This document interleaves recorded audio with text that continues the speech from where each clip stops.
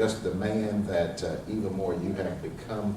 And I want to say that to you and say that publicly to everybody else. We really are proud of you. And just what you do, you've been actively involved all the way up, you know, from all the things that children get involved, all the choirs and, you know, all of these other things. You've been actively involved in Young Life and going to youth camps and all of these things. And so pretty much everything that's kind of happened here at New Horizon, Dallas has been a part of it.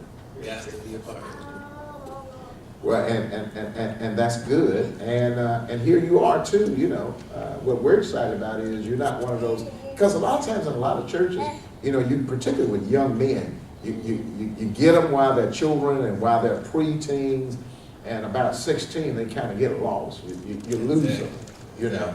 But one of the things that's been exciting here at New Horizon is we've been able to keep your compatriots. We've been able to keep that group. And what do you give that to? What do you think about that? Well, it's all about, my mother and my grandmother. My mother is a charter member. So basically, I'm a legacy member. That's why I call myself a legacy member. And I've been in this church since I've been my mama belly. So it's like this. So not only your mom, but your grandmama as well. Yeah, that's right. Yeah, so all your folks. Yeah, so like this church is basically my family. So it's like when I come here, everybody knows me, not just like knowing me personally, but knowing my family.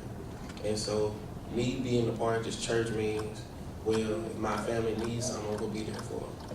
If something's going on with the church, I want to be involved. I want to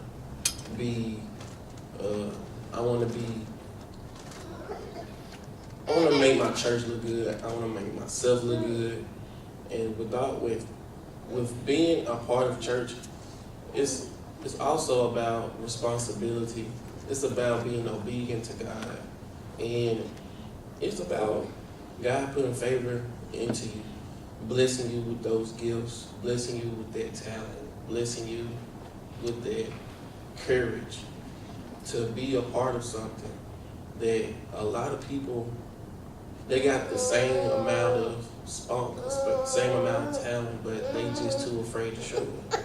And for me, growing up in this church, it really done blossomed me. It really done saved my life, to be honest, in this church. But yeah, you just explain that. Now you got everybody out there that wants to know. So explain how do you feel like the church here saved your life? It was like, okay, just like you said, around 16 years old, like a lot of young men get lost. And I felt like I was going over that slump, that lost slump. But what had saved me was really being a part of, I don't think I'll get mad at me because I don't. I was thinking about it. I was like, what's the name of it? What's the name of the program? We Become a Senior?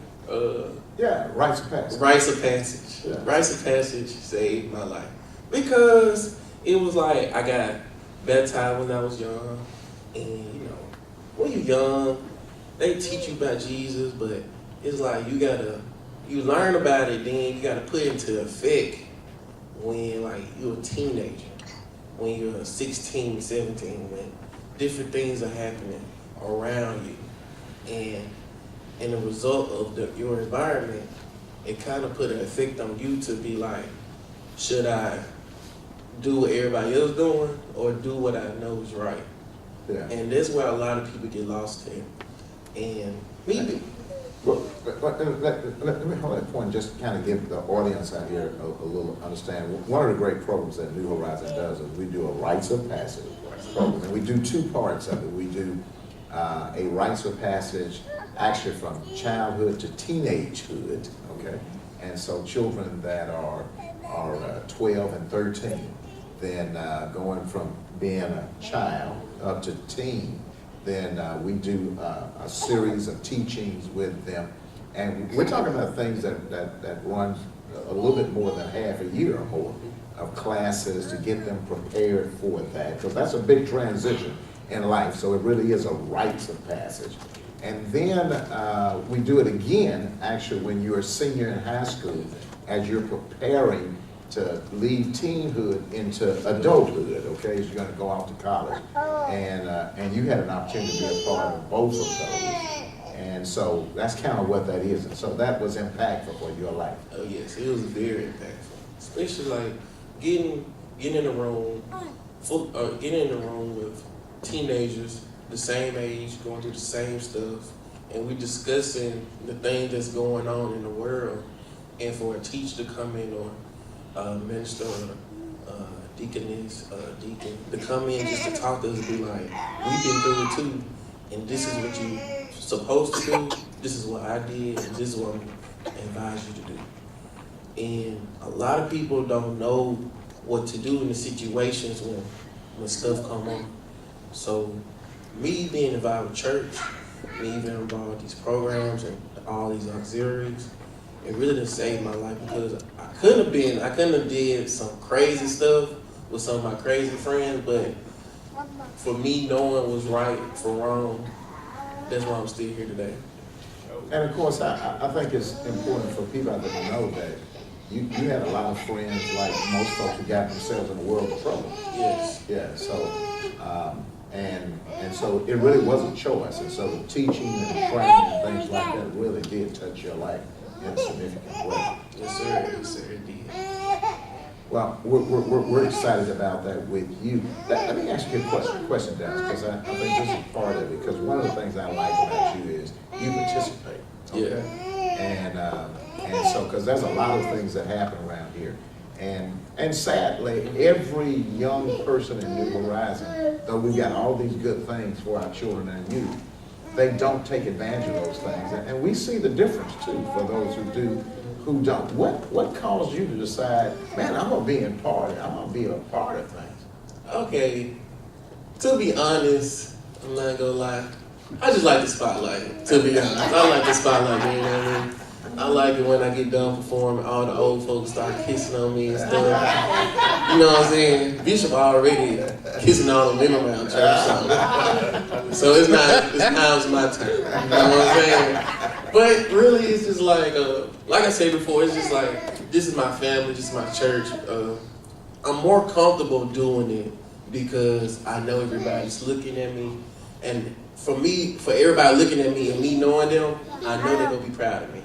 And it's all love when I do something. Even if I mess up, it's still gonna be love. It's still gonna be, I'm proud of you. Even though you messed up, I'm still proud of you. Yeah, it's all about, growing up in the church and, just doing your duties as a member. Well, I'm sure that there were sometimes, though, your mother had to kind of put a foot down and decide you're going. Yeah, she did put a foot down, because I was like, I really don't want to do it. She was like, you're going to do it, you understand? Yes, ma'am. Yeah. Well, and that's a key point. We always emphasize that to all of our adults, is that there has to be an understanding who is the parent and who is the child. It is. And children don't necessarily know the things they need that are good for them. And sometimes you got to force their hand until they see it. Exactly. But that's one of the exciting things for me. You mentioned rites of passage. We talked a little bit more about it. Is that in rites of passage you can only miss so many classes, but that's exciting that all the young folk, they make sure they get here on time. Yeah. They push their parents. Yeah, it's the thing. It's something that you look forward to, going to that class, just to be like, hey guys, let me tell you what happened this week. Or let me tell you what happened to my friend. Can I ask y'all for some advice? And then you start to build friendships with people that you weren't even talking to in church. All of us, we come to youth service, but everybody had these certain groups. Everybody turned to whoever they want to talk to. But when you join it, when you go into rites of passage, you in that room, so everybody gonna talk to everybody. Then people start finding out the similarities, the difference from each other, and they really see the person. They really get to know the person they never knew, but they always knew. So how many, because you're talking about building comrades, if you will, in terms of, how many people were in your senior rites of class? Do you remember how many folks was that? It was around about 15. About 15 of us. Yeah, because they vary. Some are much bigger than others, but about 15. So you guys probably still fairly close. Yeah, I think like 4 of us. We go to Georgia State together. We study. You know, we always look out for each other, even if we out and about. We always look out for each other. You know, keep in contact. Right. Cause it's all love. Like I said before. Mm-hmm. But you're a pretty talented guy, like you say. You like spotlighting things like that, and one of the things that you do is you're a DJ. Tell me a little bit about that too. Oh yeah, my DJ name is DJ Dally B. Once for people that don't know, I am DJ Dally B, aka The Nation, One Nation Under God. I started. It's a funny story how I started DJing. It was like we had a lot of parties going on in high school, and people didn't know what songs to play. And I knew what songs to play. That's how it started off.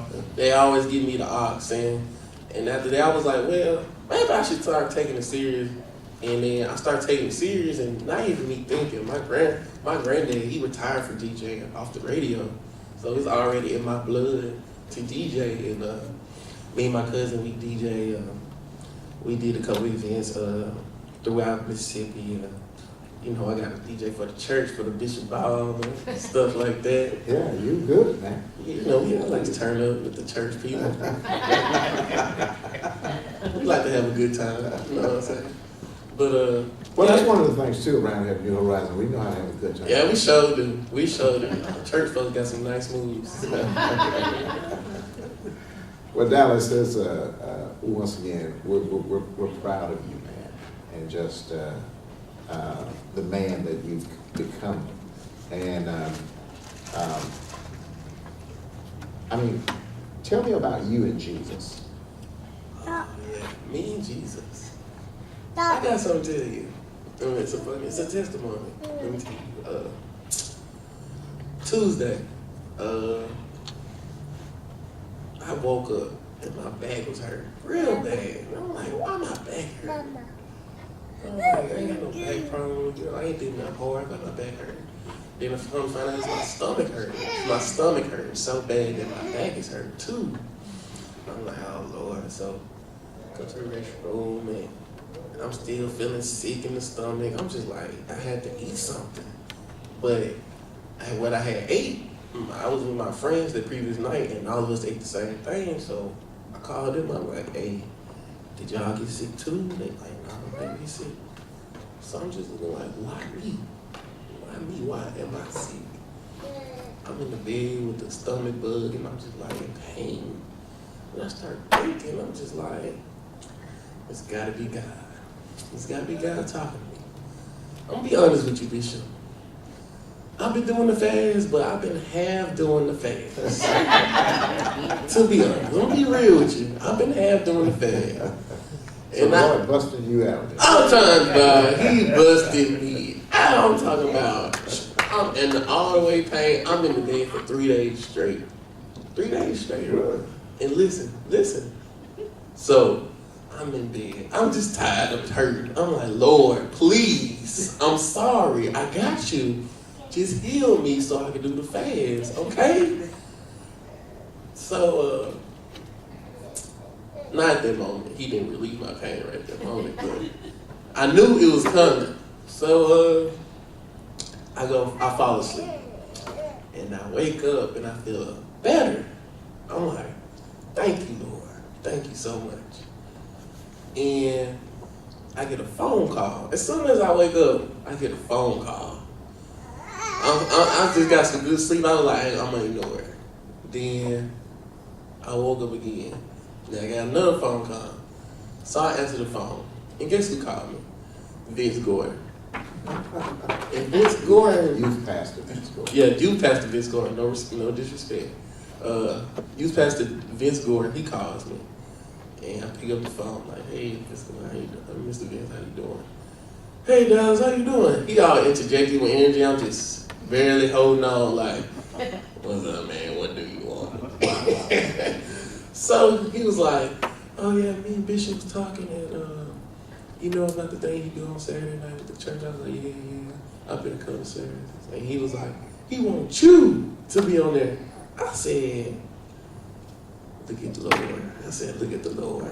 I'm out here pleading. Now he got people calling me. I got to say my testimony. I said, I do it. I'm gonna be obedient. I said, I'm gonna do it. I said, cause I can't wait to tell them about this story right here. He said, I hope you feel better down here. And that's just like, some people would take them getting the stomach virus and they be like, you know, they just think the earth is against them. You know what I'm saying? But in the midst of me knowing God, knowing Jesus, me being involved with this church, me knowing the word, me walking with faith, I knew this was a lesson. You know what I'm saying? Because God knows. He know me. He know. Because we got this relationship. You know what I'm saying? I could just talk to him. And he know I knew better. He know I knew better because it's some things I want to do this year. And God told me himself, he was like, for you to get these things done, you got to obey me. And you can't half do it now. You got to do it 100%. And I said, that's right. I said, all right. I got you. So, but it's just like something didn't come naturally, but I just had to let go and let God he started showing me different things, and I was just like, you know what? It's just like, it's like you got your guard up at first when you start knowing him. You know what I'm saying? It's like, let me see what the hoopla is about. Let me see what everybody falling out for. Let me see what the testimonies are talking about. But later on, he started showing you, and he started working with you, just not just spiritually, mentally, physically, emotionally. And he started showing me that I'm real. I'm here. Like, I got some goals that I want to complete this year. And every time I'm down, I got this dream car. I want to buy. I'm not going to tell y'all which car, but I got this dream car I want to buy. And every time I'm just down, and not even thinking about it, God would just let that car drive out of me. And I just be like, God, stop trying to play with me. You know what I'm saying? But, but it was a journey, but... Well, it's a good journey, and I think it speaks to the fact, and your testimony is this, that God does speak to young men. Yes, he does. Yes, he does. And so that he can bring them into a good relationship where you can talk about any and everything. Yes. And know they really can give you a great life. That you're not doing this on your own and alone. Exactly. And so, once again, man, we're proud of you. Thank you for being on with us. We'll talk a little bit about who you are. And got any final remarks for all the young adults and teenagers out there, young folks like yourself? What are the final things you want to say to them? All right. Stop treating God like a stepfather, like a stepdad. You don't have a strong relationship with him, but you always go to him when you need him. When you need some money, you need some healing, you need something from him. Stop going to God for just when you're down and out. Go to him when you're having a good day. Go to him when you're having a bad day. God's here for you 24/7. He know you better than you know yourself. Wow. That was good. Dallas Brown.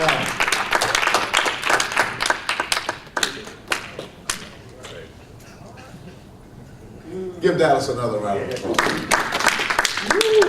Wow, that's strong, Dallas. I'm going to use that, man, okay? All right. I never thought about that, okay. Stop treating God like a stepdad. Wow. Okay. How they treat us, man. All right.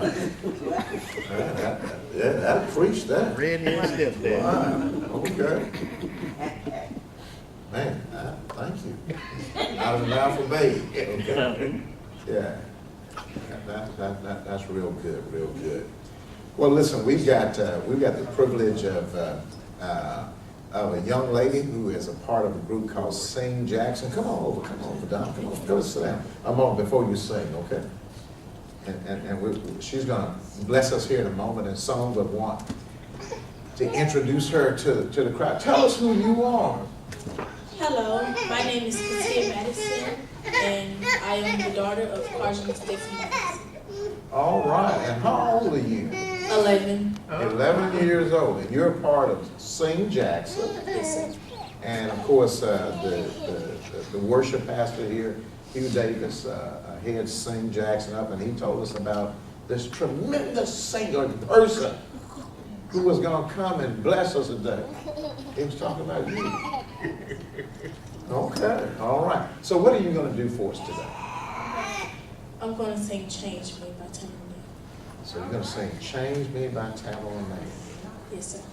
Well, girl, go on over there and do it, okay? All right. I think got a mic over there for you. So give her a round of applause as she sings.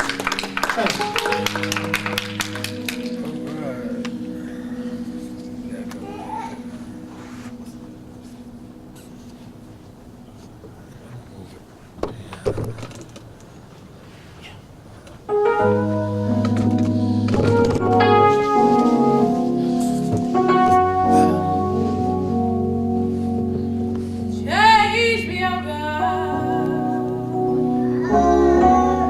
Make me more.